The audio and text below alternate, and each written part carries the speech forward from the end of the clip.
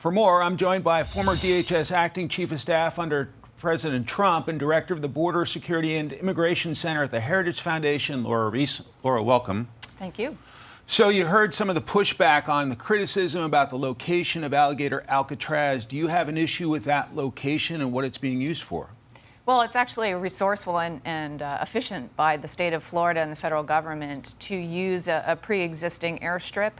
They built it very quickly, and I would like to see more states get involved in this as well because of the damage that the Biden administration did, allowing millions to come into the U.S. illegally over just 4 years. States are going to feel the effects of this for years to come, and so it's in their interest to help enforce the laws. President Trump has put a tremendous amount of emphasis on getting a handle on the situation at our southern border. The numbers remain low. Are you stunned by the turnaround over the past year? No, enforcing the laws goes a long way, and the commitment has been real. The commitment of adding more Defense Department soldiers and assets has really helped. And so the past 2 months, the number of releases into the country has been 0, and that's unheard of. So they are ending catch and release, which just goes to show an ounce of prevention is worth a pound of cure, because it's easier and cheaper to prevent illegal immigration on the front end than it is, as we see, all the activities ICE has to do, the expense, the time, the delay, even the assaults that they're experiencing on the back end. The big, beautiful bill now signed into law has a tremendous amount of resources for the border and for ICE. I asked Tricia McLaughlin from Homeland Security about that. Let's play it, and I'll get you to react. We're doubling our detention bed space with this bill. We're getting even more officers, ICE officers on the street, up to 20,000 now, so 50% increase in our workforce. And we're also going to be getting our brave patrol, Border Patrol and ICE enforcement officers bonuses that they need to continue to do their job. What do you expect will be the impact of those additional resources? Well, the Trump administration will be able to continue to maintain a secure border, but also the ability to carry out mass deportations.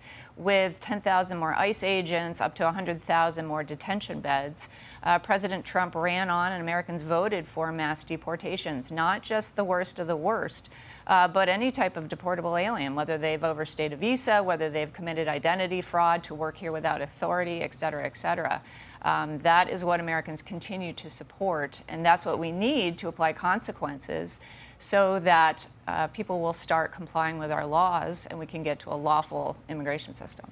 It sounds like President Trump may be coming around a bit on special work permits for illegals when it comes to farms and perhaps the hospitality industry. Your thoughts on that?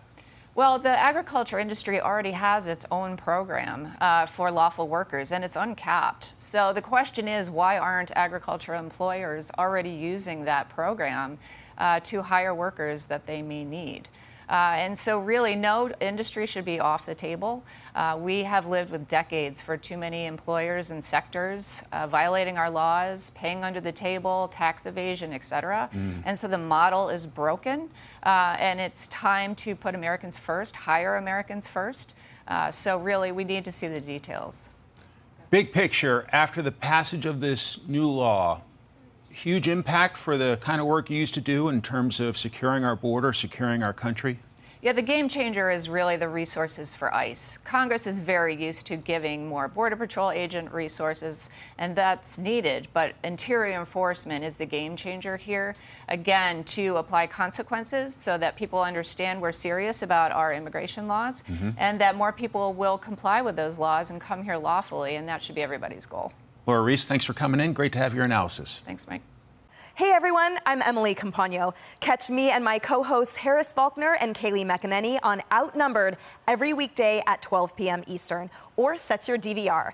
Also, don't forget to subscribe to the Fox News YouTube page for daily highlights.